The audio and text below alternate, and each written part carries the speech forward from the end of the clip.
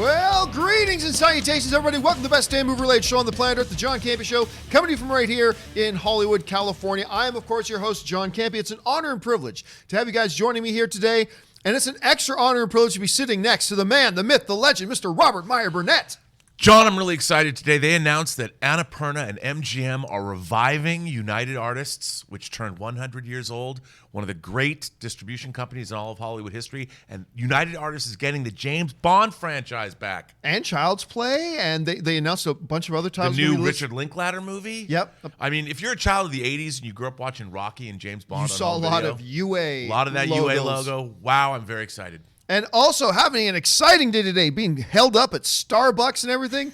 Ashley Whalen, Ashley, Don't tell people that. We won't share that around. How are you doing today? I'm actually so good. I saw some great improv last night. I saw Bob Odenkirk lead a bunch of Second City guys. Yeah, he was hosting this awesome thing at UCB last night.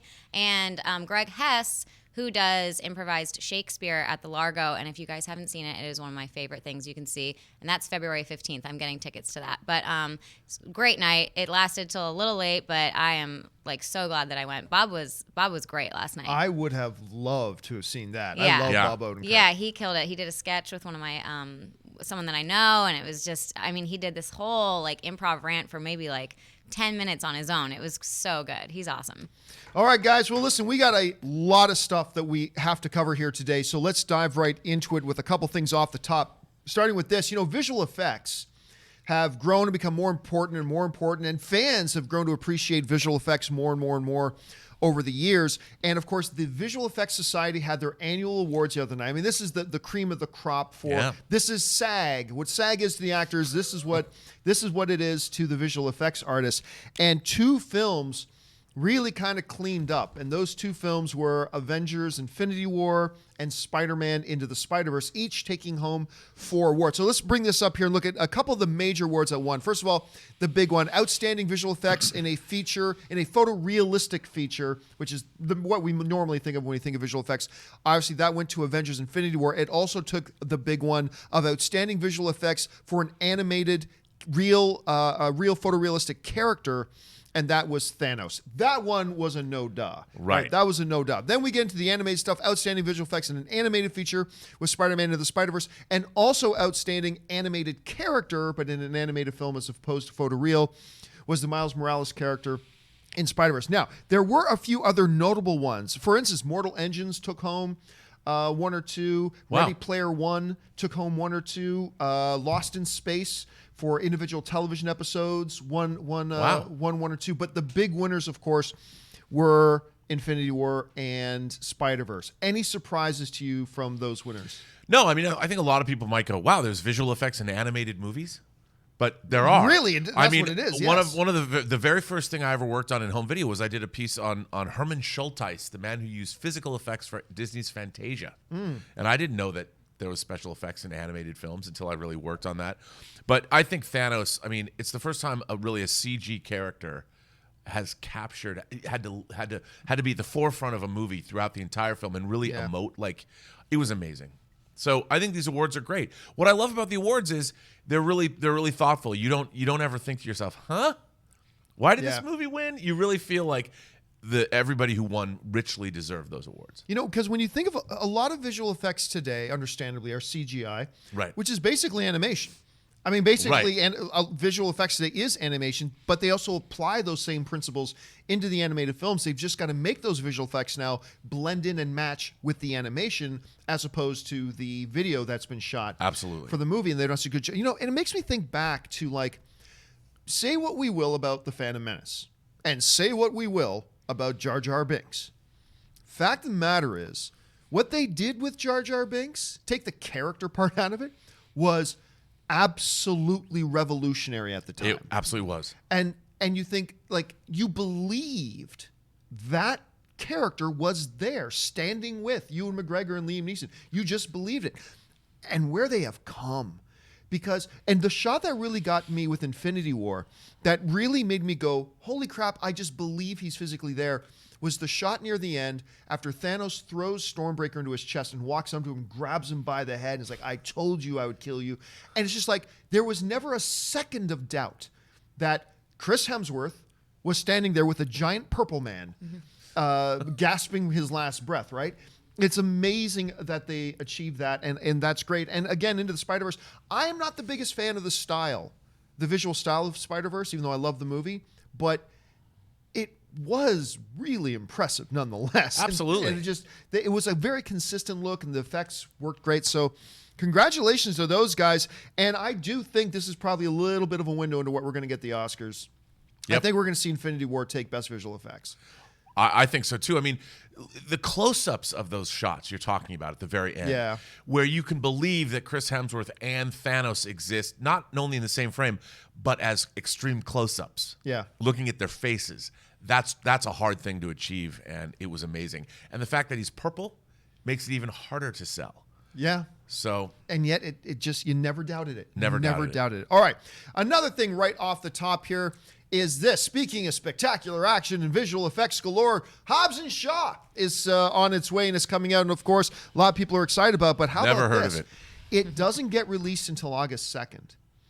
And it just blew away everybody else when it came to marketing spending this past week.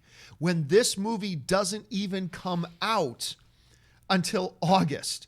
And it just outspent everybody, which tells us a few things. Well, let's take a look at the spending list from this week. Okay, so Hobbs and Shaw was the #1 film spending for its marketing this week. It spent $10.4 million just this week alone. In marketing buys. How to Train Your Dragon 3, which is coming up here pretty soon, spent $7.1 million. Captain Marvel and Avengers Endgame both spent $5.2. Of course, the lion's share of that money came from their Super Bowl spots. But still, not coming out to August. We're seeing Universal getting a big jump on their marketing spend, on their ad presence.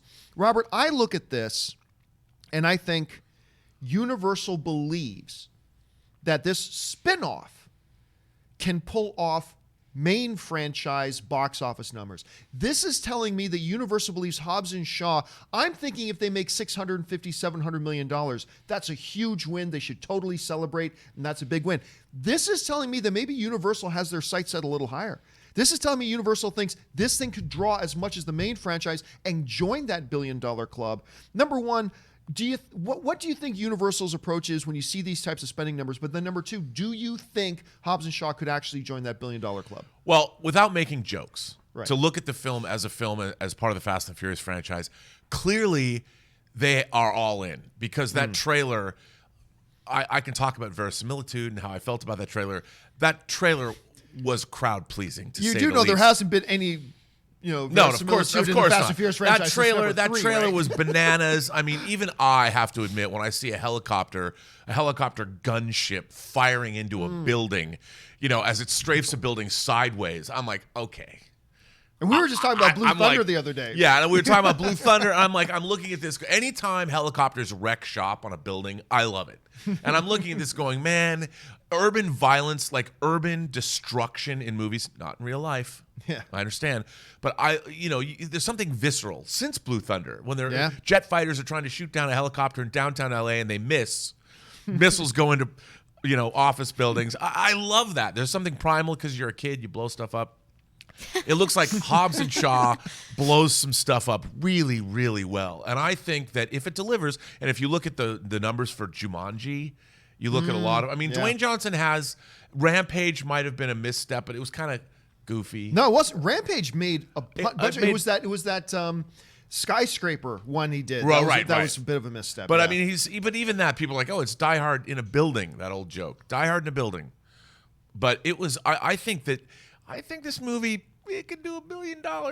I'll tell you what. I think it can. The response to the trailer has been really great. I did love that moment, and I thought it spoke a lot about the relationship when they are standing at the edge of the building and they're about to jump on the cables. All right, on 3, 1, 2, and just the one. It was. Look, it's got a lot of fun stuff in it. I do hope that Universal carves out some of the marketing budget, so they could perhaps make a Han and Giselle prequel movie. And nobody will go see it. Absolutely no one. You know why? Because everybody's glad he's dead. Everybody's going to go see a movie with Wonder Woman and Han, let me tell you. Now I can't get True Lies out of my head.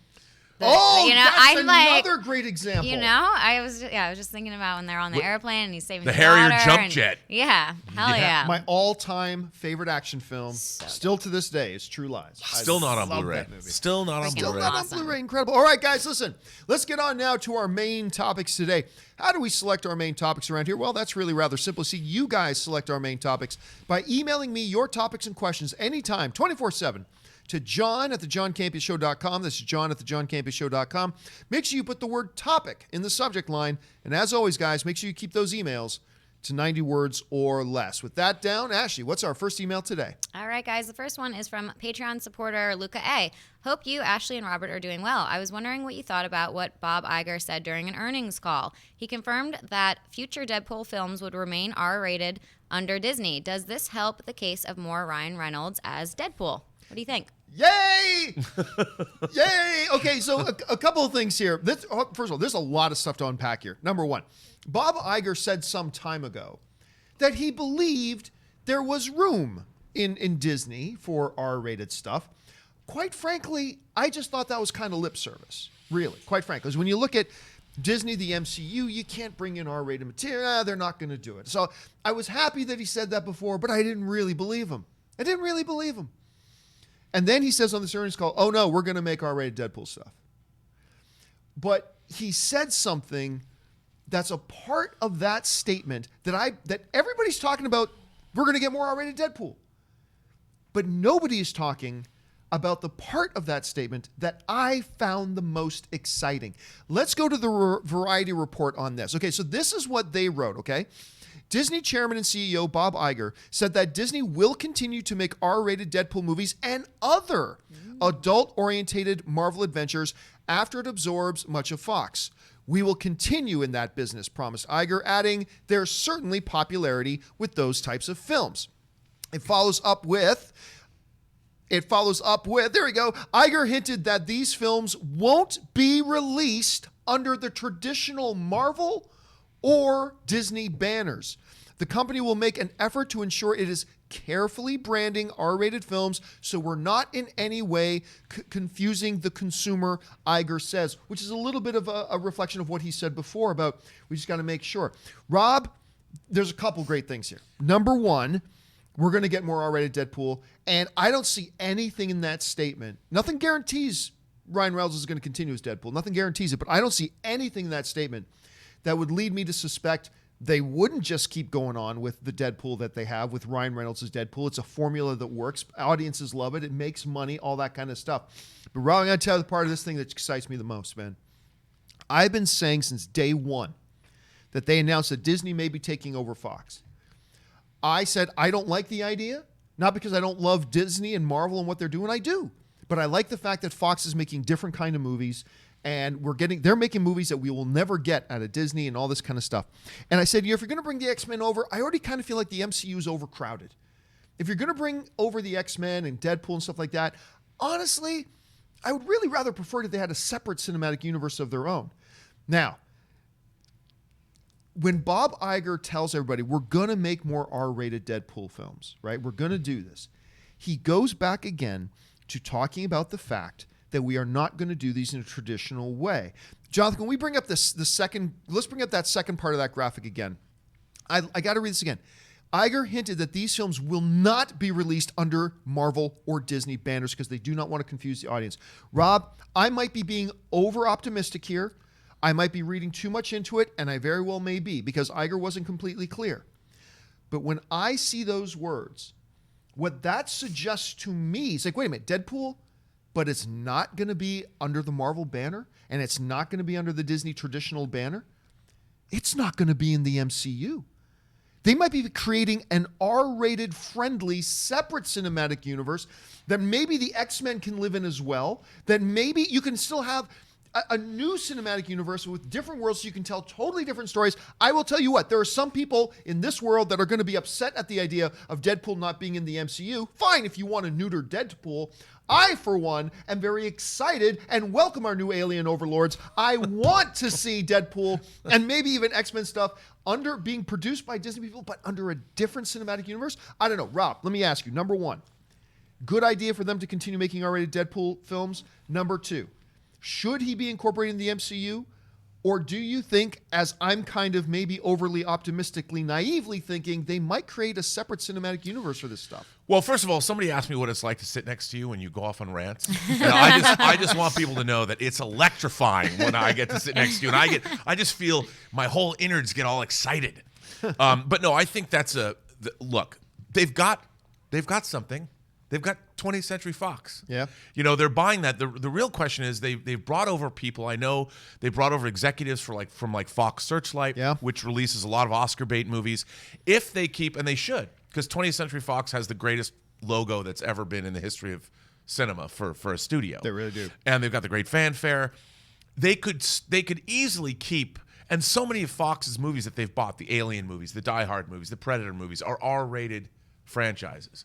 So I think they could keep the 20th Century Fox banner on a Deadpool film. And they can also bring back people from 20th Century Fox's iteration of the X-Men and use them in Deadpool. If they wanted to. To. I do think, however, that we will see some iteration of the X-Men and some iteration of the Fantastic Four in the MCU, especially the Fantastic Four. Because I promise people, you're going to see the Thing and the Hulk go at it. Because that's such a thing from the comics. But I think it's, like you said, it's very exciting. I mean, clearly they're not going to throw away a franchise that guarantees them $750 million worldwide, if not more. Right. And they're just not going to do that. I mean, unless it's Guardians of the Galaxy. but I think that we will see Ryan Reynolds. This to me, like you said, it guarantees we're going to see Ryan Reynolds as Deadpool again. Which is great. By the way, and maybe X-Force. If you guys haven't seen the new video Ryan Reynolds and Hugh Jackman put up on their social media today, it's some of the funniest stuff I've seen these guys put up on social media in a while. It's really good. So you think X-Men will be joined into the MCU? What about Deadpool? Like, when you look at Iger's work, do you think Deadpool will be totally separate from their cinematic universe and just done as his own standalone films, or do you think something else? I think there's going to be a Deadpool universe, and how funny will that be? Oh, I think it would be amazing. I mean, now they can have all the in-jokes they want. I mean, and it's because we now know, we understand what multiple universes are. We get it. So everyone's going to know. I mean, Deadpool will just come out swinging and flat out say, yeah, so I just decided that Disney should give me my own universe. And here I am, master of my own universe. I mean, already I'm laughing. I'm already ready for the jokes. And people will get it. They will totally understand. And he's like, here's what they can't do in the MCU, and then there'll probably be a montage of death, destruction, and sex.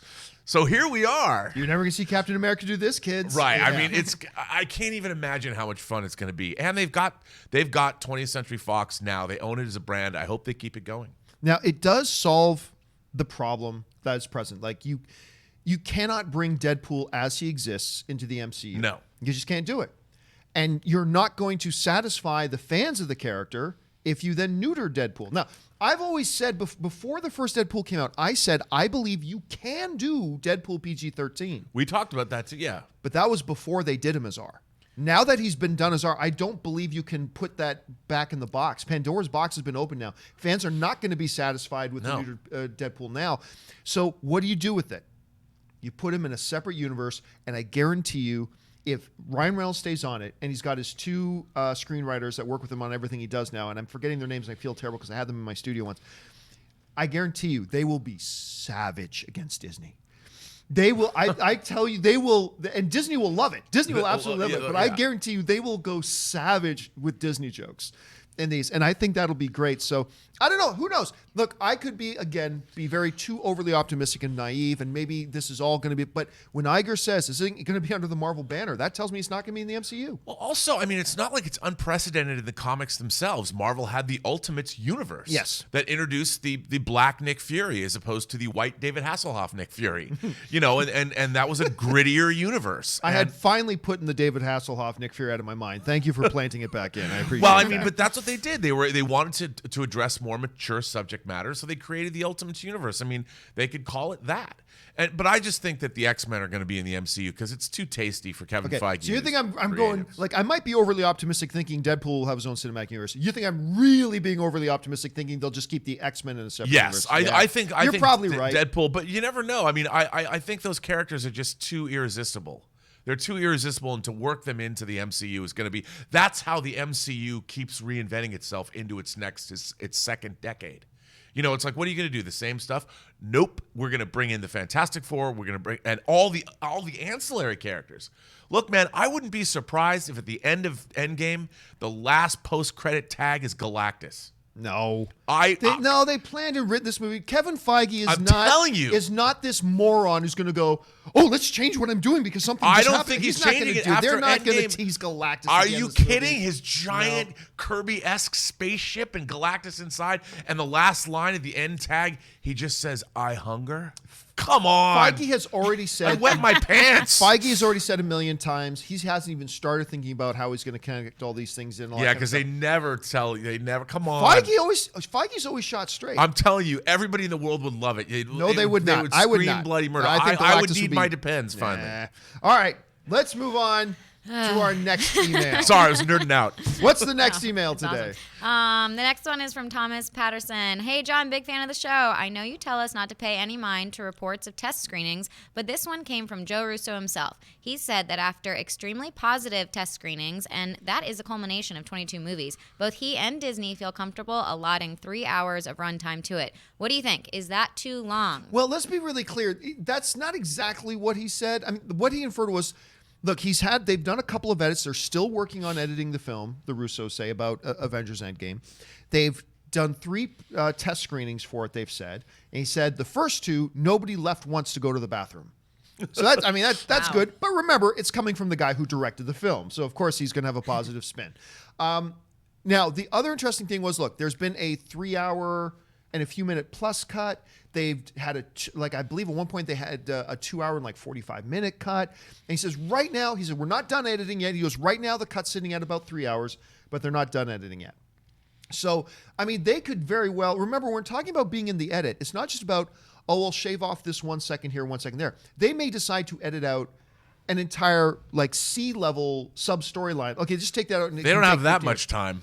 No, but they can take out 10, 15 minutes of whatever if they want, or it could come in at 3 hours. Now, let's put this into perspective right now. The longest MCU movies to date, the 5th longest one is a tie between Winter Soldier and Guardians 2. They clock in at 2 hours and 16 minutes. The 4th longest one is Avengers Age of Ultron at 2 hours and 21 minutes. 3rd is the original Avengers, which was the longest one for a while at 2 hours and 23 minutes.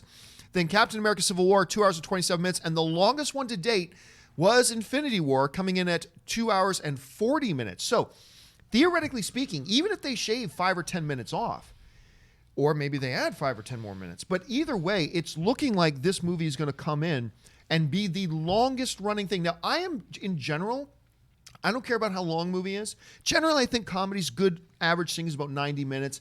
I think some stuff like this, 2 hours 10, 2 hours 15, but it all depends on the individual movie. Right. And this is... And I generally like to lean towards shorter, but this is, as the Russos pointed out, it's the culmination of the 22 films. I mean, you got to think there has to be a little bit of wiggle room there to give them a little bit extra time. And regardless of what the runtime ends up being, it looks like this is going to be longest. Do keep in mind, there was early reports that Thor Ragnarok was going to end up being the longest. And then it didn't even come in the top 5. By the time they did their final edit on it, they cut 20 minutes out of it.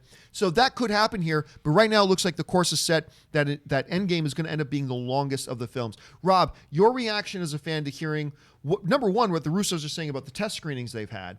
But number 2, how do you think about the runtime stuff? Well, I got 4 words for you. Return of the King. 3 hours. That was the 3rd movie. It was a culmination movie. It ended 4,000 times. And it was one of the most satisfying experiences you could ever have in a movie theater. Yeah, one of the best. One of the best. And it was 3 hours. That doesn't mean plus. you just make any movie 3 hours plus. No, but I think, look, if this film delivers what Infinity War delivered, and I think it's going to look, I have higher hopes for this movie than even I had for Infinity War, and my hopes for Infinity War were exceeded. Yes, they were. It has been a long time since I've seen a movie that was actually better than I ever imagined it could have been.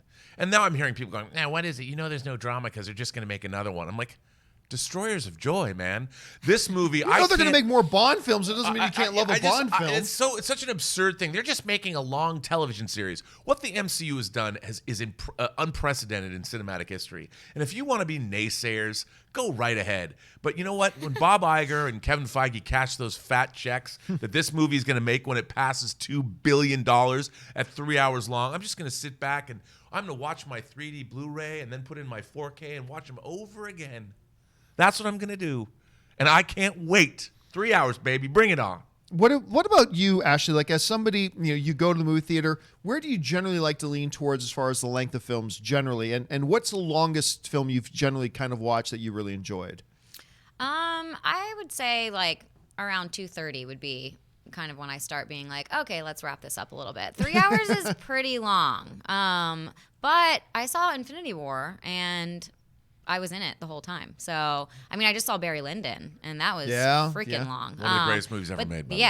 Unbelievable. But they have an intermission. So, but I don't think you could do that with this. If you did like an intermission in the middle of Endgame, people would just be like, they'd stay in their seats anyway. They'd just be waiting for it to start again. Honestly, I don't know. I talked about this maybe about a year ago. I have actually no problem with the idea of intermission for movies that clock in at 3 hours plus.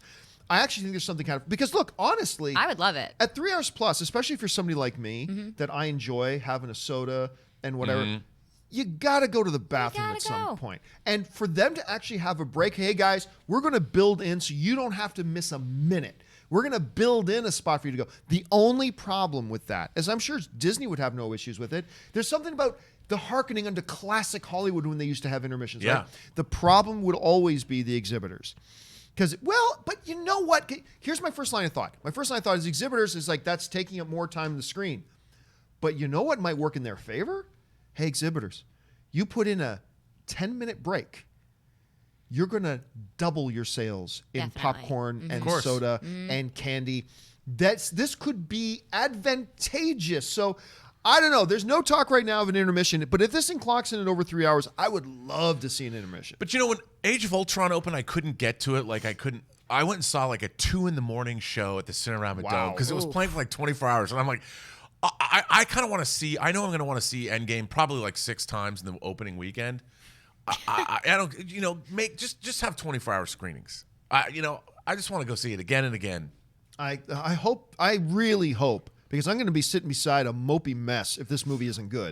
You're going to be impossible to sit beside if this movie doesn't live up to your expectations. My expectations for this movie are to infinity and beyond. Let me tell you. Well, I mean, hey, yes, they are. And like I said, I'm the guy who generally says, no, don't make your movies 3 hours. But in this case, it's wrapping up 22 films. Right. Yeah. I love the idea of an intermission though. I love that idea. Well, that way, then give it an overture too.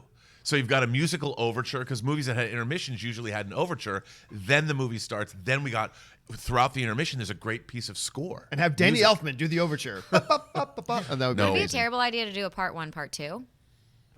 I mean, yeah, it wouldn't be. Because Infinity War is part 1. Not really. Yeah, you're right. You're right. Like the Russo brothers have said that ad nauseum. These are 2 separate movies. This isn't part 1 and part 2, but. At this point, I think it would just piss everybody off if you suddenly said, we're going to give you 2 hours. Now, I think people are wanting this big, epic kind of wrap up. Return of the King. It's going to be interesting to see how that turns out. All right, let's move on to email number 3. Okay, next one today is Trevor Nettle. Hi, John. I agree with you that we're probably not getting a Star Wars trailer until Celebration in April, but I've been reading reports saying that the title has been leaked, and the title is Star Wars Episode 9, Balance of the Force. Okay. Is this real? Is this a real title or is it fake? Also, if it's real, what do you think about it? I think it's a great title. All right, so yes, there are reports running around that a title is leaked, blah, blah, blah. I always tell you guys to follow the source. And where's the source on this one? Anonymous Reddit post. That's the source in this one, guys. That's the source. It's an anonymous Reddit post. So why am I even bringing it up? I will tell you why I'm bringing it up. The only reason I thought it would be worth bringing up at this point is because I will admit that about a month and a half ago, I had whispered to me that Balance of the Force was going to be the title. However, I didn't really buy it. And I will say, again, I still don't buy it. Now, maybe it is. Maybe it is. But with that report going around, it did remind me, okay, this is the same title I was kind of told, so I should at least bring it up and mention it. I still don't buy it, but it's possible. Now, the reason I still don't really buy it right now is the same reason that I didn't really buy it before. And that's because in the world of Star Wars, Balance of the Force, this would not be the first time this title's been used. Right. For example, the Star Wars Collector's Card Game, Balance of the Force. Not good enough? How about this? The Star Wars Pinball Game, Star Wars Balance of the Force Pinball. This is a title that has been around and used multiple times. Now, does this necessarily 100% exclude the notion that Balance of the Force could be the title? No, they could still do it. It's their thing. They can still call it that, and it may very well be. I'm just a little bit dubious of it right now because especially the anonymous Reddit report, and they could have just seen that title on the card game once or on the pinball game or just, I'll say this. If it is the title, it's a nice title. Yeah. I don't really care all that much about titles because the title doesn't change anything about the movie. But if it's the title, it's a nice title. Rob, number one, do you buy this report that this could actually be the title? And if it is it a decent title? It could be the title. I mean, it seems like to me, it's just so obvious. It's not clever. But then again, Phantom Menace wasn't clever either. Phantom Menace was look, I sat at a bar one night, Lola's, the late lamented Lola's. When they first announced Phantom Menace, we spent probably 5 hours getting drunk making riffs on the Phantom Menace to the point where they had to almost kick us out of Lola's, even though we were regulars, because we made so much merciless fun of the Phantom Menace. But Balance of the Force is it's a safe, nice concluding. That's the best. Yeah, safe. It's a safe. It's a safe title, and it's a nice concluding name for the end of the Skywalker saga. But it's not. It doesn't get me excited. The Last Jedi got me excited. Force Awakens, kind of. I mean, wasn't the Force already awake? Like in the other 6 movies? Apparently it had been slumbering for a while. I guess it had been slumbering. I never thought it had been slumbering, but that's just me. I like The Last Jedi, but Balance of the Force, I mean, the problem with this is that I don't see Kylo Ren and Rey balancing anything. Like, if it had something to do with Luke, maybe. But Kylo Ren and Rey how do they balance the Force? Like, they just got here. It's not like they've been around for 1,000 years. But remember, it's the same thing. Look, it wasn't like Luke and Vader were the balance of the Force. In the galaxy, the galaxy had been weighed heavily, heavily dark side. Yeah, of course. To bring balance to the Force meant they had to get rid of Vader and get rid of the Emperor. We're now in a state in the Star Wars universe where it is, once again, everything is completely lopsided. The dark side is now governing over the galaxy, basically. Balancing the Force isn't about Rey and Kylo balancing it, much like it wasn't Vader and Luke balancing it. It was the removal of Vader that brought balance. In this case, that would have to be the same thing. It would have to be the downfall of the First Order.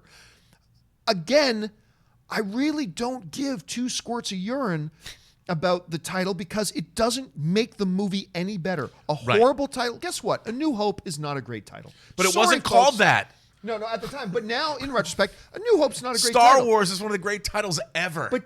But does A New Hope diminish anything about the movie? Not at all. Would the greatest title in the world make the movie even 1 ounce better? No. So I really don't care. And again, I still don't even buy that this is the title. But if it is, it's perfectly fine. I completely agree with what you said. It's safe. And that's fine. It's a nice title. It's a nice little title if it is. But again, I still don't even buy it. All right. Titles only really matter if it's not already a franchise that exists. If it's a new movie and you want people to have a draw, then it should explain kind of like But only for marketing purposes. It doesn't actually make the movie any better. Oh, yeah. Nor does it make it any worse. So at this point, I mean, they could call it the new Star Wars movie. That would be the title. Yeah. And it wouldn't affect the box office at all. Nope. We'd all go. Yeah. none the least. All right, what's next? Okay, next up is from Oliver Brownlee. Greetings, folks. I'm having a debate with a friend of mine over what Men Want and how well it'll do at the box office. My friend thinks it'll make like 50 million opening weekend. I think it'll be closer to 20 million since the trailers have been bad and it's opening against Lego Movie 2. So what do you think? Settle this for us. Rob, what do you think? How many people? You think people are going to rush out to see What Men Want with the trailers that we've had, the competition it has, or do you think it'll come out stronger than some people are thinking? Well, I'm a man, and what I want is justice for Han. But that said, I think it looks kind of funny. Like I've liked the trailers. I think it has a great cast, and I think the movie's going to do pretty damn good. I mean, I don't know what the over or under is on the. Well, I don't know what the projected box office is. I don't know what the projections are. I haven't looked at the numbers. But the audience for the Lego Movie and the audience for What Men Want are very different. Very different crowds. And I think it's going to be. The box office has been a little sluggish in January. I think this is where the beginning of the juggernaut that's going to lead us into summer begins. I think this is going to be a huge weekend. Oh, I agree. I think it is going to be a big weekend. A lot of people are going to go see the Lego Movie Part 2. People are going to take their families, blah, blah, blah.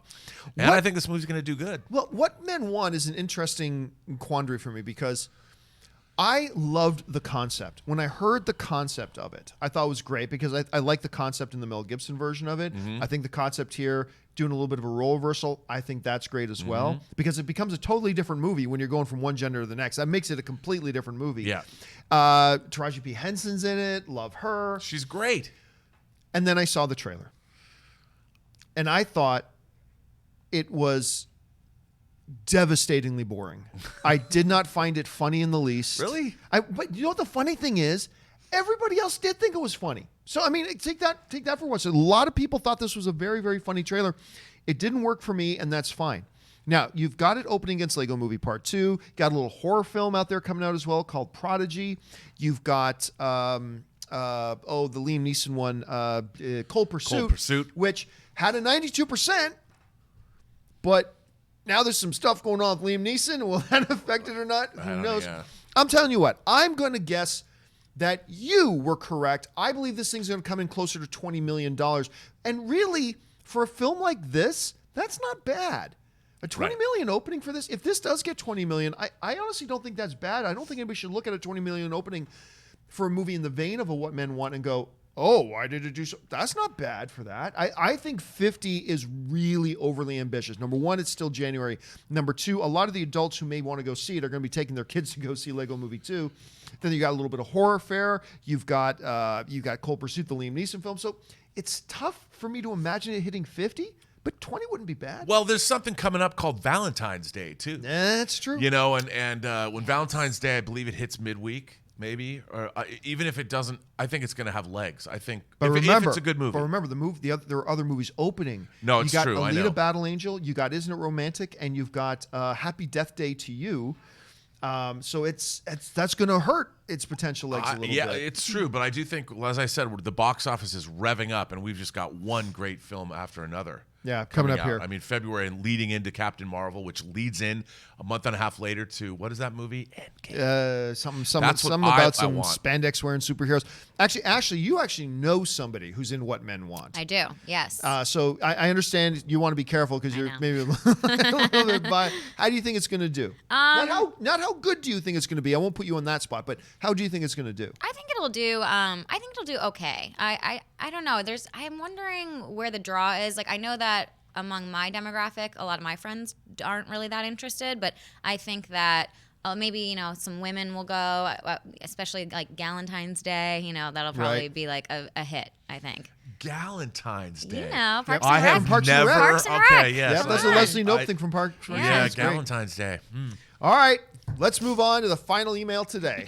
Nathan Oswald, even though Brian O'Connor's story wrapped up nicely, do you think Universal would be willing to have Cody Walker portray Brian and bring the character back for Fast films, or should they not bother with it and move on?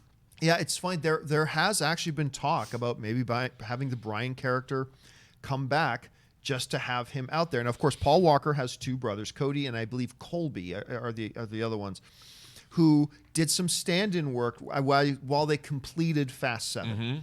One of the most appropriate, beautiful way they could have handled that sort of thing, and it's great.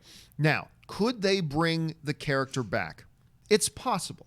On one hand, you're looking that Fast 9, for example, is going to be out one of its big draws, and that's The Rock. The Rock isn't going to be in Fast 9. Could you kind of bolster a little bit a return like, Walker's own family is going to fill in his shoes for him to bring there's a storyline to that. And by the way, this is something that has been talked about in the past, just in this past year. Check this out. So there's a story going around, and this was, I can't remember if this was Cody or Colby. There's two of his brothers, and you can see the family resemblance. And he wrote, I had a phone call with Vin for about an hour, and we discussed this a while back. He wanted our blessing. Diesel asked if it would be acceptable to maybe bring Paul's character back to really kind of let his fans know that he's still out there.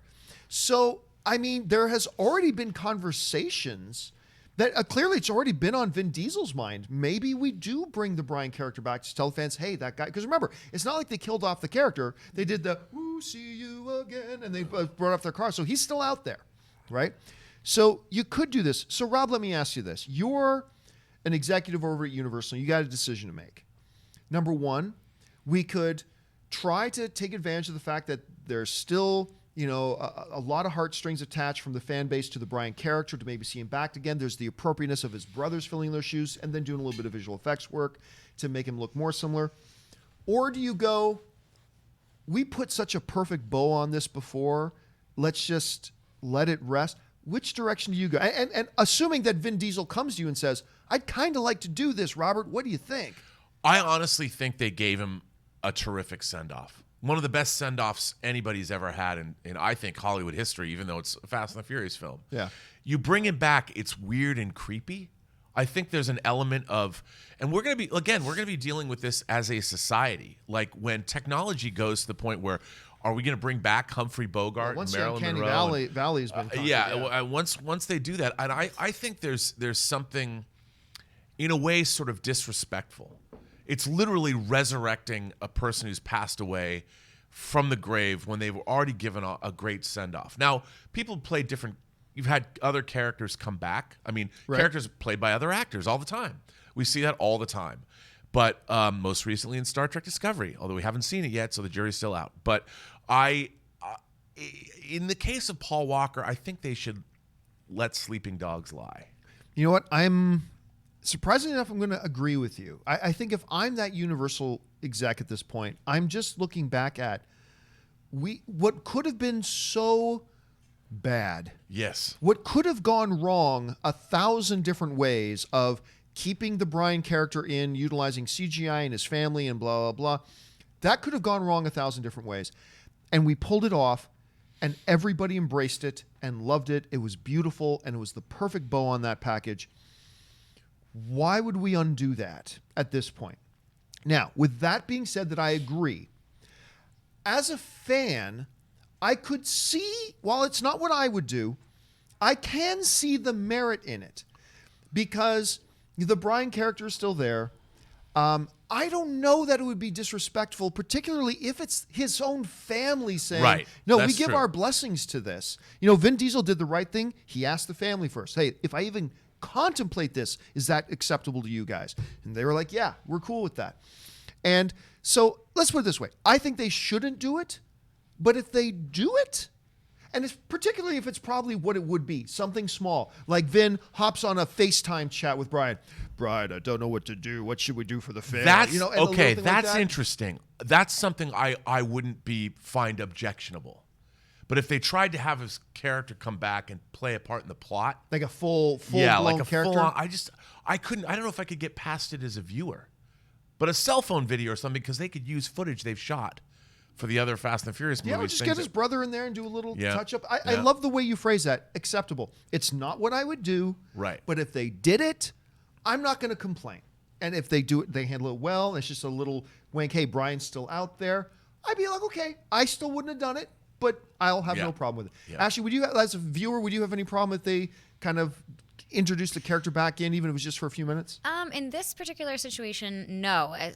As Rob was saying, just like if they do like a little like FaceTime or something like that. But it feels like if it opens up a can of worms for other people moving forward, I am not okay with that, because then people are going to start judging performances like, say, a different actress passes away and then they decide to put her in a film later on. They're like, I didn't like the way that she portrayed that. I'm like, that's not even her. Right. Like, it's just, I don't like where technology is going with this at all. There's a slippery slope argument here to be made, but we can save that for once we get closer to crossing that uncanny valley. Yes. All right, guys, that will do it for all the main topics today. But as we like to do here on the John Campea Show, we'd like to save a little bit of time and take your live questions. So we're going to do that right now. A bunch of you have been sending them in already. So, Ashley, what have people been asking? All right, first super chat is We Have No Lives. Have you guys seen Jack Ryan on Amazon Prime? If not, it's great. I highly recommend. I'm looking forward to season 2. P.S. Justice for Han, for all 3 Hans. For all 3?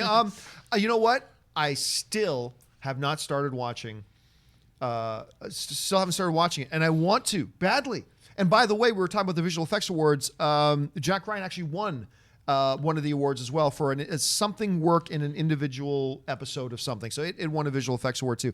I have not, but obviously I'm a big John Krasinski fan. I've been really looking forward to it. I'm probably going to binge this thing in like one day when I finally get around. Have you had a chance to check it out? I have. I watched it as soon as it dropped. I'm a huge Jack Ryan fan. And, you know, the only one I didn't like very much was the Chris Pine version, Shadow Recruit. Right. It seemed to me like it was shot in like 2 rooms, a restaurant and a hotel room. It had no global scope. But I really enjoyed, yes, it's more about Middle Eastern terrorism and all that, but I really enjoyed it. And Krasinski I thought was great. And it was beautifully made series. Wendell Pierce is great. I really enjoyed it a lot. I thought it was great. All right, what's next? Nathan Oswald. It's Mega Maid. She's gone from suck to blow. Spaceballs, Yeah. ladies and gentlemen. Spaceballs. Suck. I could sit here all day and just quote Spaceballs, man, all day. All right, what's next? Mike Hill. I think Disney can do R-rated Deadpool if it kept it separate from the MCU. Completely agree. And that's something that really excites me because if you create a separate universe now, because look, any more stories you do in the MCU have to deal with the consequence of what happened in the other MCU movies. So there's a little bit of creative limitation there. If you create another cinematic universe where you can have R-rated Logans or R-rated Deadpools and whatever, and you do that separately, that opens up a whole new, case of possible stories you can tell. And you don't have to worry about what I'm going to do in this movie. How's it going to affect the Avengers? You don't have to worry about that. I love it, and I think it would be great. All right, what's next? Mike Hill again, but will they keep Deadpool separate from X-Men? See, that's the question that I have. Like, you open up the possibility that you can create an R-rated universe that the X-Men lives in, or, as Robert was suggesting, no, you use it for Deadpool and a couple other characters, but X-Men get looped and folded into the MCU. I would rather see the X-Men in a separate universe. I've always been very clear about that, but Robert seems to think they're going to work in the MCU, and I tend to think I agree with him. I think that's what they're going to do. It's what they're going to do. I just hope it's not what they're going to do. Right. I mean, I just think it's too irresistible for the creative team over Kevin Feige and everybody he has to not use the X-Men characters. I mean, I would love to see T'Challa and Storm hook up. Relationship. That's what everybody's wanted to see ever since they announced Black Panther. How cool would that be? That you introduce the X-Men through Storm somehow. I mean, I love that. You got a lot of continuity issues, though, bringing the X-Men into that world. You do, but you can just say that the mutants have they've been kept quiet. The children of the atom just have yet to make their appearance. Technology magic. Okay. Infinity Stones. All right, what's next? Hydrogen Collider. Hydrogen Collider. Nathan Oswald. Is it necessary to record room tone for every scene? Yep. Yes, sir. You better. Yeah, it really is. I mean, let me just tell you, as a post-production, as an editor and a post-supervisor, one of the most depressing things in the world is to not have room tone and not have enough. I mean, if I have 10 seconds of it, I'll cut it in. But even room tone has a hit, you can tell. Please record room tone. All right, what's next? Samuel Paulet, correct me if I'm wrong, but Spider-Verse's success seems to contradict most, if not all, your points about why Batman Beyond won't work. Example, has character most audiences don't recognize in the mask. Oh, I'll correct you because you're wrong. For a couple reasons. Number one, Batman and his connection with Bruce Wayne is different than Spider-Man and his connection to Peter Parker. Batman's a totally different character, and the whole origin and what the character is a completely different thing. Item number two, what did every single Spider-Man Into the Spider-Verse trailer start with? My name is Peter Parker. And they heavily used Peter Parker Spider-Man as a way to promote. Okay, guys, you're not just getting the new kid, you're getting Peter Parker Spider-Man. And Peter Parker Spider-Man was the dominant character in the film alongside with Miles Morales. It's Miles' film for sure, but all the marketing, all focused on Peter Parker. I met the girl, I did this, I saved the city again, blah, blah, blah. And it's just all Peter Parker. There's a reason for that because they knew that's how they had to market it. The third thing is this. let's not pretend that Spider-Man Into the Spider-Verse, which was my number 3 best movie of the year, and I think a better movie than Infinity War, Right. it barely broke even. Let's not pretend that Spider-Man Into the Spider-Verse was some huge honking big blockbuster hit. It cost almost $100 million to make. It's made about the mid 300s, so it's broken even, but not by a lot. Not by a lot. The fourth thing to keep in mind is that this was an animated film, not a live action. And I've always said, hey, you want to do Batman Beyond animated, go for it. Yeah, by all means, go for it, because there's different stakes there when you do it in animated form. You can appeal to a different group of people when you do it in animated form. So I've always been for that. Hence, today, because of the relative success of Spider-Verse, you've got Warner Brothers right now chatting about maybe doing a Batman Beyond animated film. To pretend that those two situations are comparable.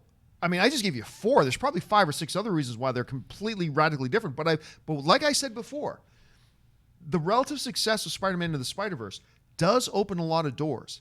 It opens the doors for Super Pets, and it opens the door a little bit more for Batman Beyond. So, no, if anything, the relative success of Spider-Man Into the Spider-Verse and how they conducted it just kind of proves my point, to be honest with you. But I don't know. How would you respond to that? Look, man, I think if you got Michael Keaton to play Batman and the trailer shows him hanging up the cowl for good, Michael Keaton now, you play off that whole thing. The idea of a mentor and a mentee is always an irresistible story to tell, whether it's Mr. Miyagi and wax on, wax off. I mean, I just think it could be great if you did it as a live action or as an animated film. Again, if it was a great script and it was well cast, but playing that Michael Keaton thing, bringing him back as the original. Tell me the last movie Michael Keaton was in that was a big hit. Spider-Man: Homecoming. He was a third-level character. A mentor. No, I'm telling you, a movie that he was one of the lead characters was a big smash hit. Because this notion that if you put Michael Keaton in it, everybody's going to flock to the box office. Newsflash: there's a lot of fans watching this show right now who have never seen the Michael Keaton Batman. That's true, film. but I mean, and that's a sin. That's a crime. That is a crime. You need to watch the Michael Keaton Batman. You've got Birdman.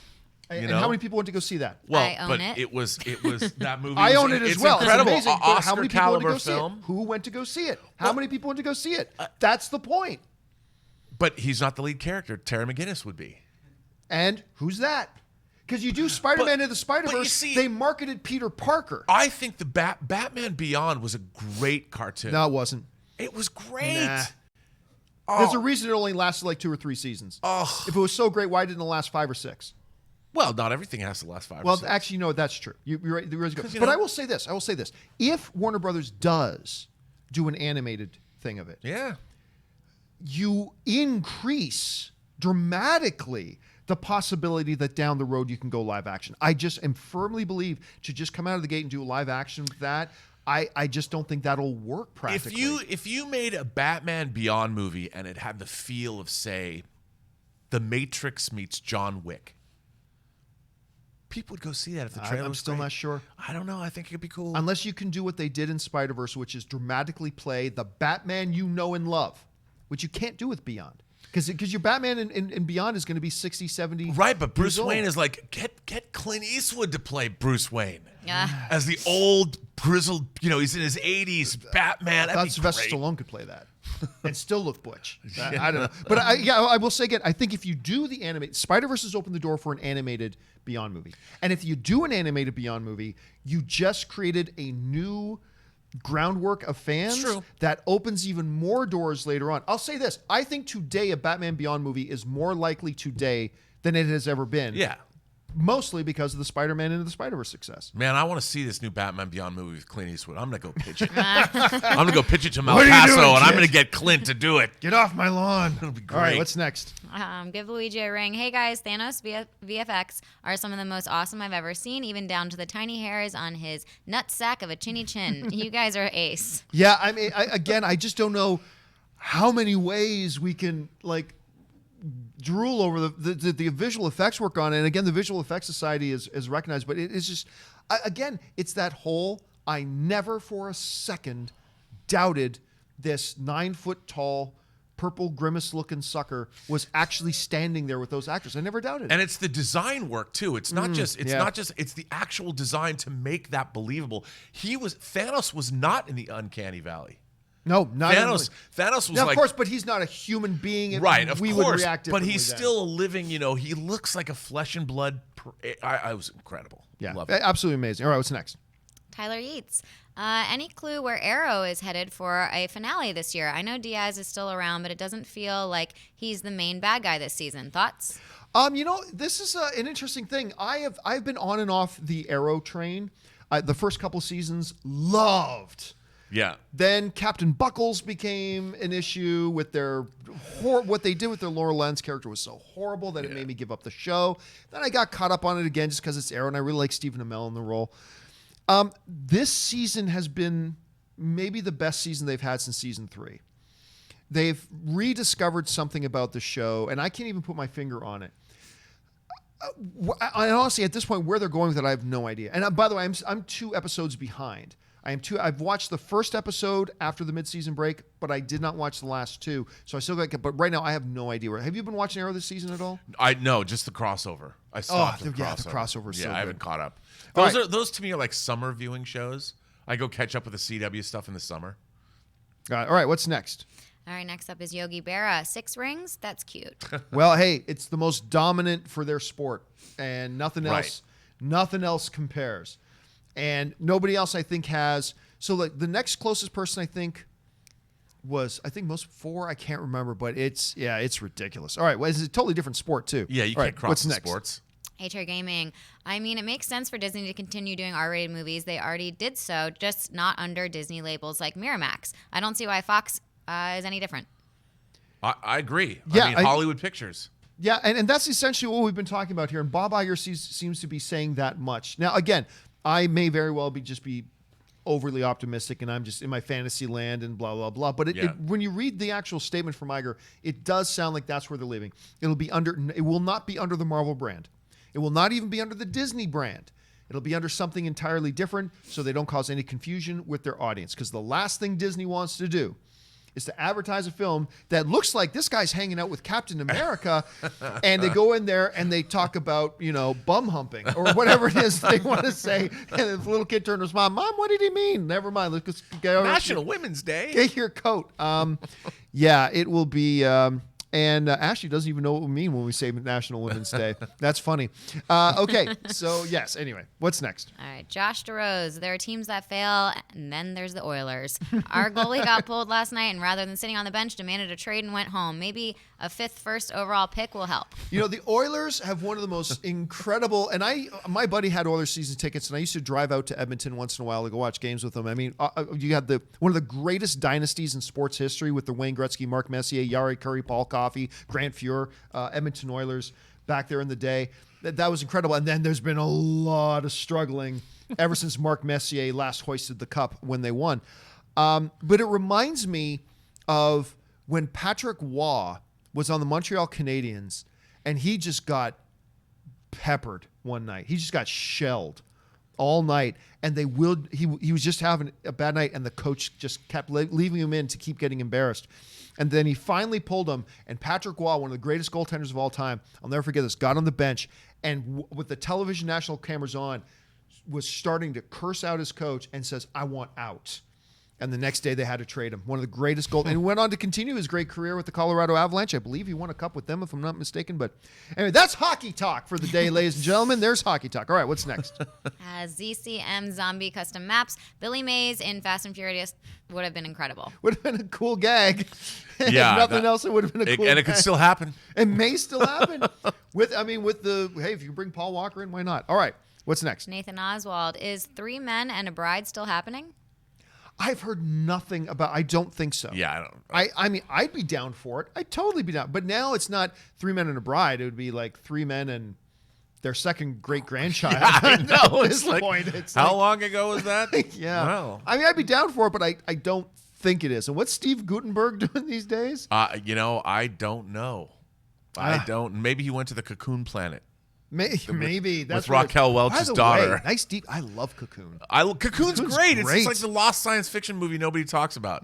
All right, what's next? Santez Henderson. I hope you guys make money off Hobbs and Shaw. You're damn right we should get some money up from Hobbs Somebody, and Shaw. no one's marketing that movie more than we are. Yeah, we are single-handedly pushing this thing with our ridiculous, Han had it coming, Justice for Han, whatever it is, nonsense. Hey, Universal. It's not nonsense, John. Send The Rock over. Send Dwayne Johnson over. Send Sun Kang over. Or send Sun Kang. I'm not going to lie. I'd rather have The Rock. I know, but I want Sun Kang to sit here. I just want to admire his hair. Send them both. Send them both. All right, what's next? Ben Rayner, if I were Disney, I see 2 options for Volume 3. Number 1, have James Gunn help pick out the director, or 2, just cancel the movie for now. There's too much baggage. Oh, you know what? I'll tell you what, Ben, that's actually not a bad idea from a PR point of view. If you can say, look, hey, mistakes were made and we can't have this type of working relationship, but, Guardians is James's. Children, we can't think of anybody else to help us pick a director, even if they don't, but they just say, hey, James Gunn, we'll pay you $1.7 million if you let us say you helped us pick the director. It would be a brilliant PR move. And they use his script. They're already using a script, so we know that. To say he came in and helped them pick out a new director, that would be a really great PR move. Yeah. Even if it was fake. It would be a great PR move. All right, what's next? Zombatron 5678, best franchise overall as of now: MCU, DCEU, Star Wars, Star Trek, James Bond, Middle Earth, Wizarding World, Harry Potter, or any I forget. I mean that there's 1,000 different criteria you could apply. Yeah. Say, well, if you look at it from this way, Star Trek is. If you look at it from this way, Star Wars is. If you look at it from that way, the MCU is. If you look at it from this way, it's. I mean, look, for me, obviously, it will always be Star Wars. I mean, it's the most influential series of films when you look at how movies are made today and all that kind of stuff, and what Skywalker sound and Dolby and like all the every THX, Pixar, and what that came out of Lucasfilm, which a lot of people forget about. To me, it's that, but it depends on how you phrase the question. Because you could phrase the question in such a way that I'll go, well, if you look at it from that criteria, I'm going to say James Bond, the longevity, the generation after generation after generation after generation of fan. It really all depends. I'll lean Star Wars, but you could answer it different ways. And it depends. I mean, remember, it's the time in which we live in, for instance. Yeah. The Bond franchise was hugely influential in the 60s. Yeah. Hugely, and the MCU has been hugely influential for the last 10 years. Harry Potter, an entire generation grew up with Harry Potter, and Star Wars, another entire generation grew up with that. So it really depends. I mean, I would just say, isn't it great we live in a world where all of these franchises still exist and they're still vibrant? What you're saying there, an embarrassment of riches. That's what I'm saying. We live in embarrassment wondrous of times, riches. people. Wondrous times. All right, what's next? Dalton Burdett, if The Conjuring 3 is on par with 1 and 2, is it potentially then the greatest horror trilogy of all time? I don't know. Look, I like the Conjuring movies. I like them. I do too. I've never once walked out and gone, oh my God, that's fantastic. But I like them. I'm very entertained by them. But what horror franchises have been totally solid for 3? The Omen. I don't even remember the third one. Omen 3 has the greatest death ever in it. A reporter, it's a congressman. He takes his typewriter ribbon and ties it to a doorknob, and it's pulling a gun in, and then he calls a press conference, and the press come in and blows his head off. I don't It's even awesome. remember that. I mean, but you got to compete against the likes of Leprechaun, and you got to compete against the likes of Critters. I mean, there's Or Saw. Phantasm. Saw. And look, my favorite horror trilogy actually is Night of the Living Dead, Dawn of the Dead, and Day of the Dead, frankly. But, Is it really a trilogy? It is. It's total trilogy. Come on, man. All right, that's fine. Don't get mad at me. No, but then they made more, like Survival of the Dead. But Land it's of the tough to make any trilogy solid, Right. Especially in horror. So I guess Conjuring would be in the conversation. Yeah, the only thing with Conjuring though is it's kind of they tell the same type of story. You watch those movies and they're brilliantly made. And James Wan is the master of the modern jump scare. Yeah. I mean the guy he's a virtuoso. But those movies are kind of they're kind of one note. All right, what's next? I'm upset. Over under 40%. Batista is in the new Suicide Squad. 40% is a big number. That's a big number. So I'm going to take the under on that. But I'll tell you what, it is possible. I would set the line probably around 20. So if you're going to set the line at 40, I'm going to have to take the under on that. The thing is, if he's not in it, that means he's just filming more on Dune, and bring that on. The Beast Raban. All right, what's next? ZCM Zombie Custom Maps. Do you know if the new Twilight Zone will be in black and white? I haven't heard that it would be. No. I mean, it's possible, but I don't think so. I mean, they've already done 2 other revivals of the Twilight Zone, and they weren't. I don't black think and they white. should. I don't think Yeah, they I don't- should. yeah. All right, what's next? Han had it coming. One sends in a super chat.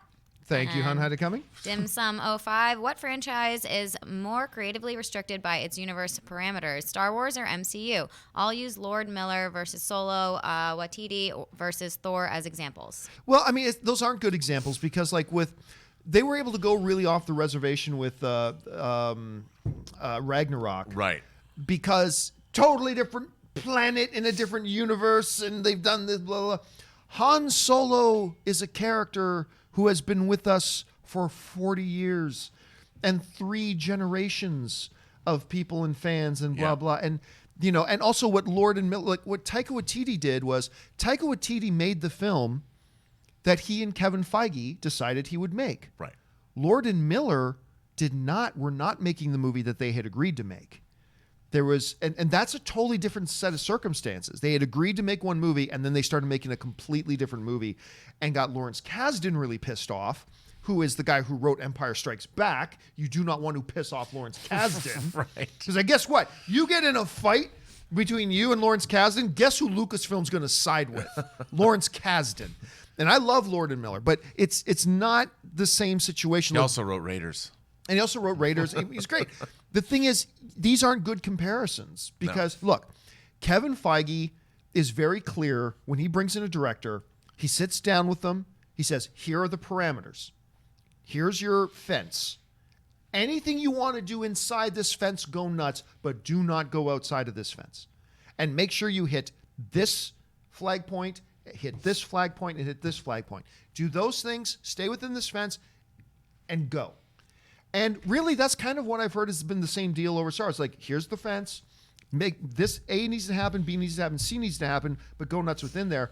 But then when you do what Lord Miller was doing, which was completely changing what you had agreed to do, going way off the script and blah, blah, blah, and toying around with a character that has been around for generations, that's something Kevin Feige wouldn't have. And by the way, Kevin Feige pulled the plug on Edgar Wright's Ant-Man. Yeah. Kevin, because he said, you know, this doesn't fit into our universe. We loved the idea before, but now that our universe has kind of taken shape, that Ant-Man doesn't fit with our universe. Do it differently. And Edgar Wright said, no, I don't want to do it differently. So Kevin Feige pulled the plug on it. So, I mean, they both have their restrictions, and they need to have restrictions for there to be consistency. You know, I think Solo is a movie, too, that history will be kind to. I think It's a really good movie. I think as we get further away from this controversy, I really enjoy it. I mean, it's at least like a mid-level Bond film. You know, it's like a Living Daylights or a GoldenEye. I think Solo is a really strong film. But everyone, once you put your preconceived notions away and go back and watch it for its own sake, I think it's a lot of fun and really enjoyable. Yeah, Ron Howard did a hell of a job. Yeah. Hell of a job. All right, what's next? Bobby Lorca, reviews for Alita have gone up, now 60% on Rotten Tomatoes. Yeah, I've never heard so much celebrating about a 60% on a film before. But yes, it's true, because it started out around 32, 33. A whole slew more of the reviews have come in. It's now sitting at about 60, which, I mean, is a lot better than 30. Because I've been excited about the trailers convinced me to get excited about this movie, and I was really down. So 60% still isn't anything I'm going to get too hyped about, but at least that's not bad. That's Right. not bad. 60% ain't bad. I mean, I want to see it. It looks really. You can't. I'm sure visually it's incredible. I saw James Cameron introduce the premiere in Westwood where he was talking about the revolutionary 3D, which that excites me. I want to see that. But you know, here's a film that the ground it covers is now very well trodden. It's a manga that when it came out over almost, I think, 25 years ago. It's been a while. It's been a while. They've done this stuff, so it's not new. It's not as fresh as it might have been. All right, what's next? Dim Sum 05, who is the stronger Italian, John Campea or Dominic Toretto? I don't even count Dominic Toretto as being Italian, to be honest with you. So, look, my real name is Giovanni Campea. My dad's name is Pasquale. My grandfather is Giovanni. My great uncles are Sergarlo, Carlo Vincenzo, and Romolo. I mean, my aunts are Pina, Lenora, Susan, Maria. I mean, I'm more Italian than Dominic Toretto. See, I always saw him more as Latino, you know, only because maybe he's not, but in the movie, you know, it's Los Angeles street culture, street racing culture. All right, what's next? Ike, Instant Family is such an enjoyable little surprise. Yeah, it really was. It was a nice little film. I didn't love it, but it was one that just kind of snuck into theaters, had a couple of ads. Hey guys, this movie's here. And it's got heart and it's got charm. It's got a little bit of humor. It's a nice little view. I haven't seen it, but I wanted to see it. Yeah, it's Rose not Byrne's great. in it. Yep. I love Rose Byrne. Love Rose Byrne. It's not great, but it's a nice little view. It really is. Nice little film. All right, what's next? Jack O'Neill, what's your thoughts on the 3 Stargate series? Big fan of the original series. Atlantis could have given or take. And then the third one that was out in Universe. space. Yeah, Universe. I only saw like 1 or 2 episodes.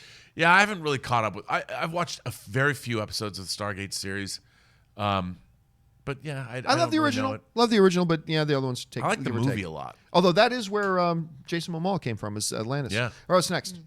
Abdullah Khaled, did you notice that Natasha's hair was long in the Infinity War spot? Does this mean that time has passed like you predicted? Not necessarily. And by the way, everybody was predicting time has passed. I'm not going to take any credit for that. Right. But look, even if it's only been a year, I mean, hair grows in a year.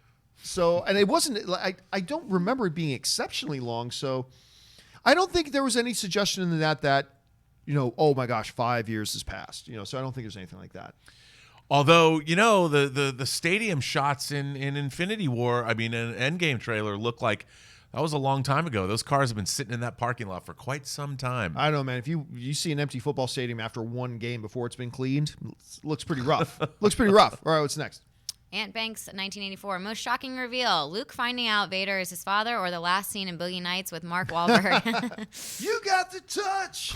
You got the power. Luke. I mean, obviously, it's the greatest. Yeah, Luke. That's the greatest plot twist in the history thing is, of film. we expected what Mark Wahlberg, what Dirk Diggler was packing. We just hadn't seen it. We were not expecting what Vader had to say to Luke. No, we were not. All right, what's next? River Elder, IndexFan.com estimates that theaters take 40% of box office revenue. With Solo having a budget of $300 million and box office of $392 million, this gives Disney an RIO of negative 21% after subtracting 40% for theaters. Does 40% seem accurate? 40%'s in the ballpark. Again, when I was at AMC, what they routinely told me is around 1/3. So you're looking at 33.3%. So their guesstimates is only 6.7% off of what I've always been told. So if it's not accurate, it's in the ballpark. And that's why I always tell people when you're trying to figure out if a movie's profitable, because still to this day, a lot of people, Robert, are like, well, this movie, John, how can you say that movie's a flop? I said the production budget was $90 million and it made $110 million. It's profitable. No, it's not. You have to subtract roughly 1/3 off the box office because that's what the theaters keep. So that 120 is now 80. So it's already, and on top of the 90 million production, you got to add marketing costs, which can be anywhere in the neighborhood of $30 to $130 million or more, depending on the size of the blockbuster. I mean, we saw what did we say earlier in the show? That just this week, Hobbs and Shaw spent $10.5 million. Just this week on their and the movie Super doesn't Bowl come out ad. until August. So, I mean, yeah, is it accurate? I don't know that it's accurate, but it's at least in the ballpark. It's at least in the ballpark. Again, the rule of thumb that I was told when I was with AMC is, figure out the box, roughly 1/3. So for some films, and every agreement's a little bit different. For some films, it'll be a little bit more. For some films, it might be a little bit less, but general rule of thumb is 1/3. And also, don't forget the ancillary markets. Movies keep earning money, whether it's cable, whether it's streaming, but then there's whether it's other physical media. people taking pieces of the pie. Sure, once you get into absolutely. those as well. So it's tough. The movie business is tough. It's not just all fountains of money everywhere. A lot of these places lose money, go out of business, blah, blah, blah. How do they get accurate estimates with stuff like MoviePass and AMC Pass and everything? Well, with A-List, with AMC A-List, AMC counts in their accounting. Every time I use my A-List, they count it as a $9 ticket purchase. Mm-hmm. So they count it as a national average ticket price cost, and they do their accounting that way. So that's now how they did it with MoviePass was different. When you bought a ticket, MoviePass actually purchased the full ticket. Yep. So that had no effect. You didn't have to worry about how that was affecting the box office. All with A-List, it's counted as even in Los Angeles, where the average ticket price is $15, it does the national average, which is around $9. All right. Daryl Bess Wadley. Hey, John, do you like Cicadia? I like him more than DeVoe, but can't take him seriously. When I look at him, all I see is OX from American Pie. Yeah, Cicada, look, that's my thing. It's tough for me to really gauge. By the way, we're talking about The Flash. Cicada is the villain this year. It's tough for me to really measure how I feel about Cicada because DeVoe sucked. It was awful. It was the first season of The Flash that I didn't like. So I know the Cicada character and storyline is much better than the DeVoe one. So I just feel real positive about him. But in a vacuum, I'm not quite sure. I like him. I'll say that. I like him. Certainly a big step up over last year. All right, what's next? CCM Zombie Custom Maps. If you could choose one, Game of Thrones spinoff or Lord of the Rings show? No question, Lord of the Rings show. No question. Now, if you were to say Lord of the Rings show or continued Game of Thrones, maybe I go Game of Thrones. And I'm looking forward to the spinoff, yes, but I'm more excited for the Lord of the Rings show. Yeah, well, the Lord of the Rings has such a rich history. I mean, Yeah. Tolkien already covered so much ground, and I want to see some of that brought to life. All right, what's next? Give Luigi a ring. New haircut. Notice you've copied my beard. Another great example of the way Marvel continuously have these big epic moments, and then they'll pepper in great little moments of humor. Because every time I saw this film, when notice you copied my beard, everybody laughed in the theater when that happens. And it's great because you got the tension of the action, then you get to release it all in a big laugh, and you get back to the tension of the action. Just a great moment. All right, what's next? Householder films. John Wick versus Ethan Hunt. Who wins? John Wick, because Ethan Hunt, one of the things I love about Ethan Hunt is that he's not a Dominic Toretto. He's not, I am the most undefeatable warrior in the world. Guess what? Even in just this most recent movie, him and Henry Cavill teaming up, fighting that guy in the bathroom, and they got their asses kicked. And I like that about his character. Yep. John Wick is awesome on a different level. He is the boogeyman. He is the living nightmare. Baba Yaga. Yep. And so, easily John Wick wins that fight. Absolutely. One shot to Ethan Hunt's head, it's over. What's next? Two-parter, Sir Ivan Bennett. Speaking of Superman, LOL, have any of you ever read All-Star Superman? Great book where Supes gets cancer and has only so much time to live. I think the best Supes stories are when it's emotional conflict in addition to physical. Supes animated series did a great job with good stories. First of all, that is a great observation that the best Superman story, and look, I'm going to tell you what, it's not just Superman. The best comic book stories are the ones that interweave the emotional stories rather than this the shish boom ba pow zap whammo action of the comic books. It's when the great ones are the ones that intertwine the two. I never read All-Star Superman. It's great. Yeah, it's beautiful. I have the Absolute edition. Is that the one that Max Lane did Max Lannis help write that one? No, he did American. He did it. That's right. That's right. Superman American Alien, which is also very interesting. All right, what's next? Murray Retch, just saw Bohemian Rhapsody and it was great. Rami Malek knocked it out of the park. Nostalgia music gave me goosebumps. Glad it got nominated for Best Pick. Again, I love the film. I came out of that and I immediately tweeted it because it was getting mixed reviews. So I came out of the theater and I tweeted, I don't know what everybody else saw, but I just saw Bohemian Rhapsody and I loved it. Yeah. And I did. I didn't think it should be nominated for Best Picture. I didn't think it was that good, but it's wonderful. Malek was incredible in it, and they used the music perfectly. Yeah, it's a great tribute to the band. Yeah.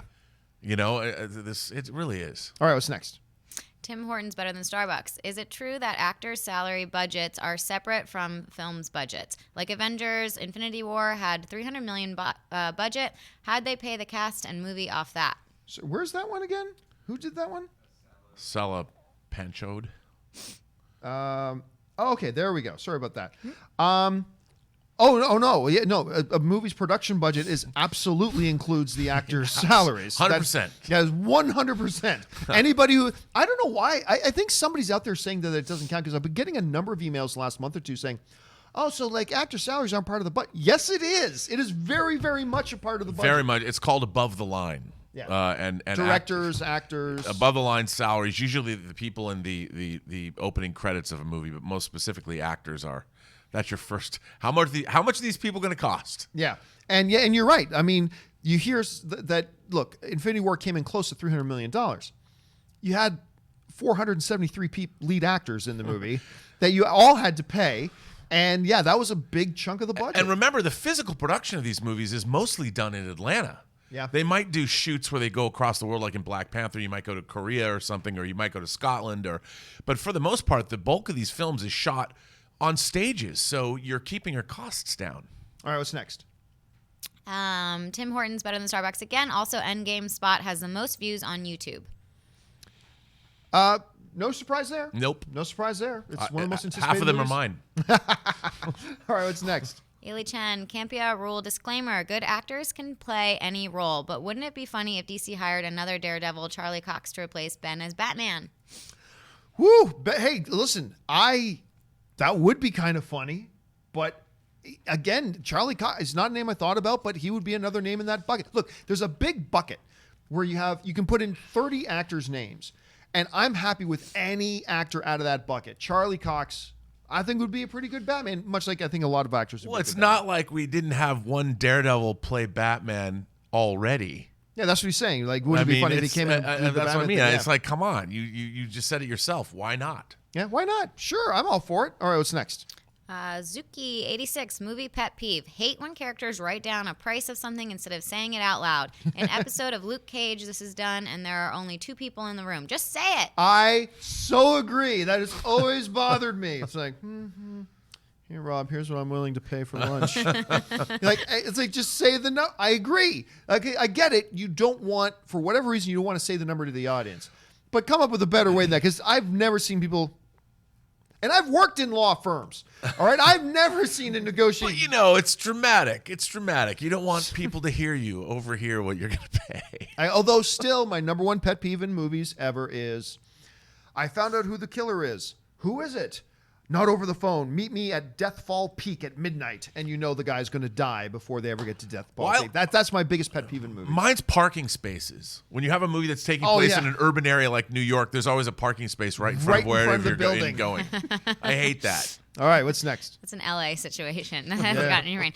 Stubble McShave, do you think TX1138 will be referenced in future Star Wars? THX1138, yes, I do believe they'll put in a reference. I think they'll do that. I mean, it's in the original Star Wars. That's where the prisoner transfer was from. Yeah. Prisoner transfer from 1138, right? Yep. Or she's in cell 113. I don't remember. What's next? Akish Telly, just finished watching Fringe. Such a good show. Fringe was so good. Ended a little bit weak.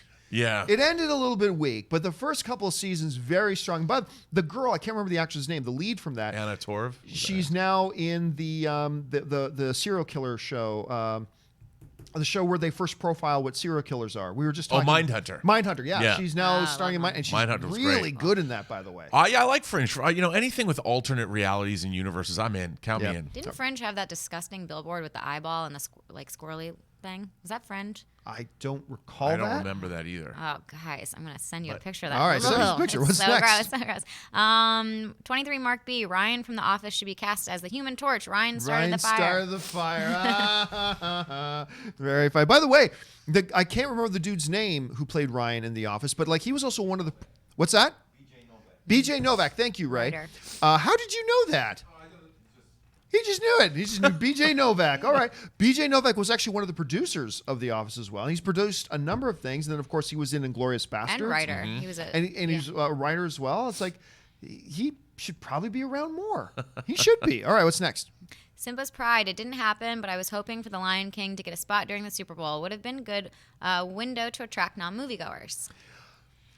But here's the thing about Lion King. It's just...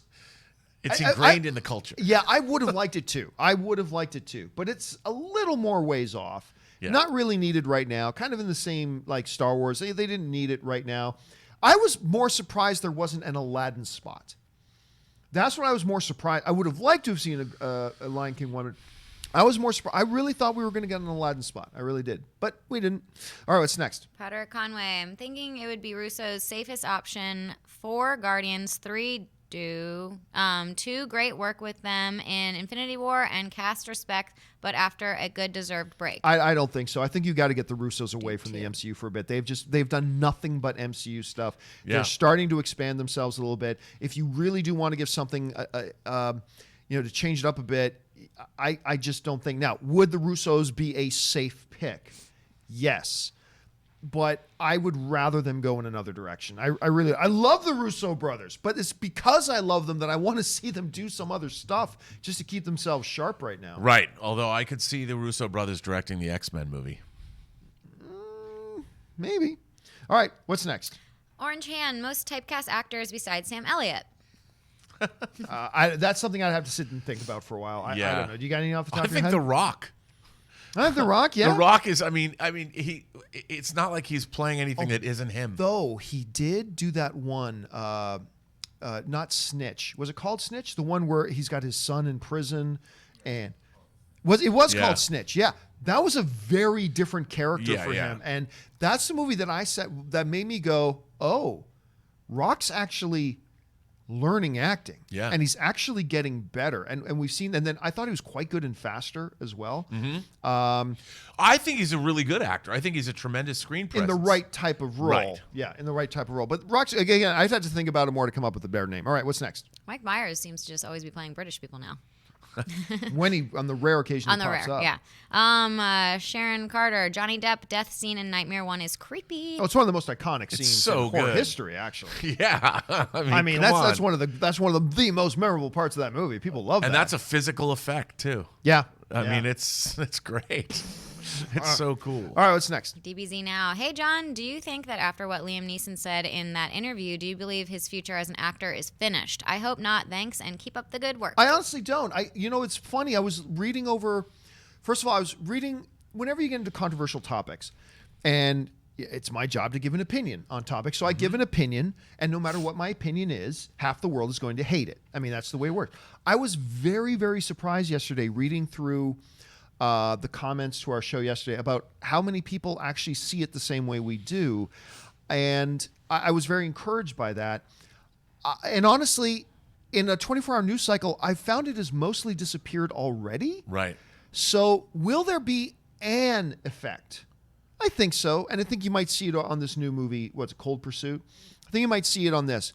Will there be a long-term effect? I actually don't think so. I don't think so. I feel like you do. I mean, I sent you a comment somebody sent me, Yeah. and it was really thoughtful, and I think, look, what's so strange to me is people are talking about it. Liam Neeson talked about thoughts he was having. Yeah. And things he didn't do what he was thinking about, and the whole thing led to a revelation and something that changed his mind. And that's what's important. Yeah, I look, somebody tweeted me saying, no, Liam Neeson should be condemned unequivocally. And what I don't usually respond to things on Twitter because I just don't have time because I get so many people sending me stuff. But I did write back. I said, I don't know. It just kind of breaks my heart a bit that a guy voluntarily, nobody discovered this about Liam Neeson. He decided to open up, expose his weakness, expose one of the greatest moments of weakness in his time when he was motivated by pain and anger and rage. And then the revelation he had of, what the F am I doing? This is horrible. Anger only begets anger. Violence only begets violence, blah, blah, blah. And he didn't. And he shared that in a sense of a hope that people will learn from his lesson, saying, look, I understand anger and rage. I've had it, but we must overcome that kind of stuff. And he shares that. And our reaction to somebody bearing their soul voluntarily to try to edify the rest of us to learn something, and our response is we need to condemn him unequivocally. That's our response. I shudder for the human race. I do too. The problem is with us, not with him. Yeah. And well, it's with him too, but he shared that. Well, but I He mean, shared in that, the yeah. sharing of it, Yeah. I mean, yeah, we're all human beings. We're Yeah. all subject to these kinds of things, but he tried to, But honestly, it feels like calmer heads are prevailing. It really Yes, does. I do. Even if it's Think so. 24 hours, it feels like calmer heads have been prevailing. All right, what's next? Spoiler alert if you're watching Dexter randomly. Roman Bryant, saddest TV show death. For me, it's Rita in Dexter. That was sad. That was sad. Very sad. And kind of unexpected. Two that really jumped up to me are both from Sons of Anarchy. One is, again, it happened 5 years ago, so if you haven't seen it by now, you're probably never going to see it. But one was Ope. Right, Ope, yeah. I like, what? He was my favorite character on the show. And then, also to me, completely shockingly, was when Jax's girl gets off by his own mother with a steak pick in a kitchen sink. It was one of the most shocking. I mean, Red Wedding higher, Yeah. but other than Red Wedding, it was one of the most shocking and graphic and visceral and surprising. It's like you just didn't believe it just happened. And it was very sad. It was very sad. come on, man, it's Tasha Yar getting killed by Armis in the Oh, first season, gosh. Next Generation episode, Skin of Evil. And Data, man, Data saying goodbye to her hologram. I'm telling you, tears well up every time. Red All right. Wedding all the way. I can't even think about her getting stabbed in the stomach. I can't even think about See, it. I don't even think because Red Wedding was so shocking. I didn't even have time to feel. I felt no sadness in it because I was just overwhelmed by the shock of it. Like, I couldn't believe they were offing like 5 of the show's main characters just like that, and they're gone. I couldn't believe it. But yeah, the knife to the belly of the pregnant woman. That was, whew. That was tough. All right, let's just take a couple more. Cameron Byrne. Hey, where do white women at? Blazing Saddles, one of the funniest. And that, whenever people talk to me of the top 10 funniest moments of a film, when that dude stands up, hey, where are the white women at? I just about die. I laugh so hard every single time. Can you imagine trying if that movie came out today? Oh, no way. A lot of Mel Brooks' stuff It would be difficult. completely condemned, and people would be like, yeah, this is so... Or seen as genius. I'm not quite sure, but oh my God. Excuse Blazing me while Saddles, I whip this out. So funny. It's so funny. All right, what's next? James Bonner, I just rewatched the original Lion King animated film. If the CGI simulated live action version doesn't have Timon in a hula skirt, I will riot. LOL. I get ready. You're not going to see Timon in a hula skirt. Nope. You're not going. And this is not going to be a shot-for-shot remake. No. There's going to be a lot of similarities, but it is not by ad nauseum going to be a shot-by-shot thing. And I can guarantee you the Timon in a hula skirt is not going to be in the film. Nope. If you want that, just go back and watch the animated film. This is not that. All right, what's next? All right. The Jun Mengo. I never get my question read on the live show anymore. Too much competition. That's great for the channel. My question is, what if... Oh, okay. I see what you're doing. So on the John on open mic the other day, somebody asked, "What if?" And I get here's the thing. What if Bradley Cooper is selected to direct Guardians of the Galaxy 3? And my thing was, and what's the question? Okay, Right. what if he is, okay, what if, what?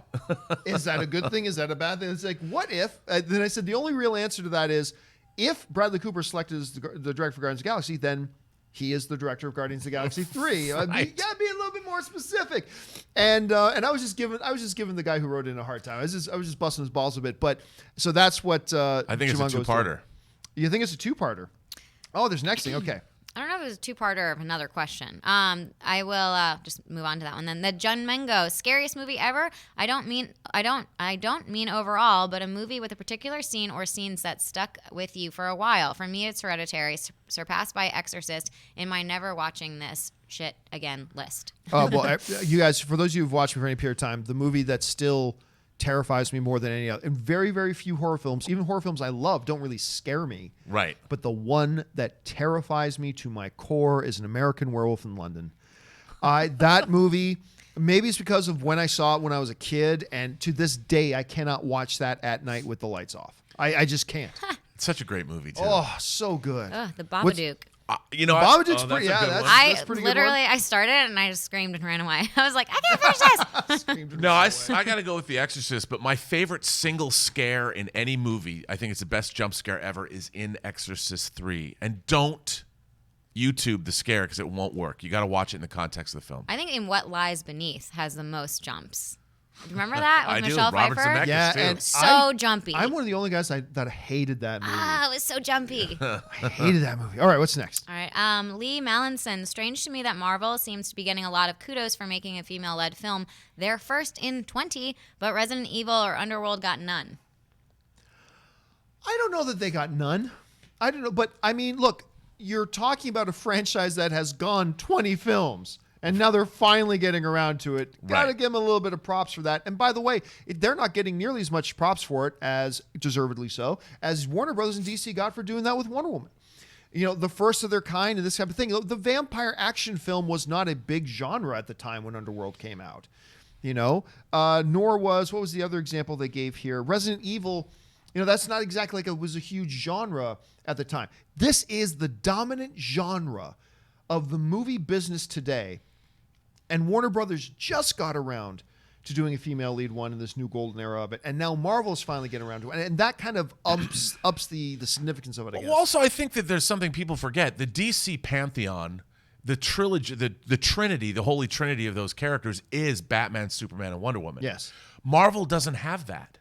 Marvel, you think about there's a lot of female X-Men characters. There's She-Hulk, but there's no, in the triumvirate, the Avengers have had many female characters, but there wouldn't be one that I think you would keep in the top 3. It's Captain America is number 1, Thor, Iron Man, those characters. Yeah. And Hulk. And Spider-Man. And Spider-Man. Spider-Man to agree. All right. Last question of the day. Is from Digital JP. Hi, everyone. Do you think if Disney gains X-Men back, they would make them part of Elseworld movies? Well, I mean, that's what we were talking about a little bit earlier about whether they'd be slid into something like with Deadpool. I would like that very much, but I unfortunately agree with you. I don't think that's what they're doing. I think they are putting them in the main universe. I don't know how they're going to pull it off, but Kevin Feige will find a way. I just think it would be better if they had them in their own separate universe, but they're not going to be Elseworld movies. They're going to be in the MCU. They will not be Elseworld movies. I wish they would be, but they're not going to be. All right, guys, listen. That will do it for now. For everybody from Light Runner 87 and Mark and Murray and Chad's Big Huge Geek all the way down, don't you guys worry. I'm going to take these questions that we didn't have time to get around to, and I'm going to make a companion video that will go up later tonight. Keep your eyes open for that. Also, guys, don't forget, it's Wednesday, which means it's time for the new edition of The Weekly Hero. That's going to be live today at 3 p.m. Pacific Standard Time. That's 6 p.m. East Coast time. Me and Robert Meyer Burnett talking about all the biggest thing going on in the world of comic book movies today. Make sure you guys come back and check us out. And you've got a special surprise today. Oh, yes. Our special collectible figure today is a little bit different. So we're not going to say anything else, but it's a little bit different that we're going to be showing that off today. Thanks for reminding me about that. Yeah. All right, guys, that will do it for today's show. I want to thank, of course, the guy sitting right here, Mr. Robert Meyer Burnett. Robert, where can people find you in your Exorcist collection? I do have the clay. I know you do. You can find me on Twitter at BurnettRM, find me on Instagram at RMBurnett, or find me on my YouTube channel, The Burnett Work, or my website, theburnettwork.net, one word. Sitting over there, of course, is Ashley Whalen. Ashley, where can people find you? All right, you guys can find me on Twitter at AshAttack1, or my Instagram is Ashley Whalen. That's ASHLEYYWHELAN. And you guys, of course, can find me on Instagram and on Twitter simply at John Campea. Thanks to Jonathan in the control room, Ray Ora over there, and a special thanks to you guys for being here and making this movie fan community that's so fun to be a part of. Thanks a lot for being here, guys. My name's John Campea, and until our next show, bye-bye.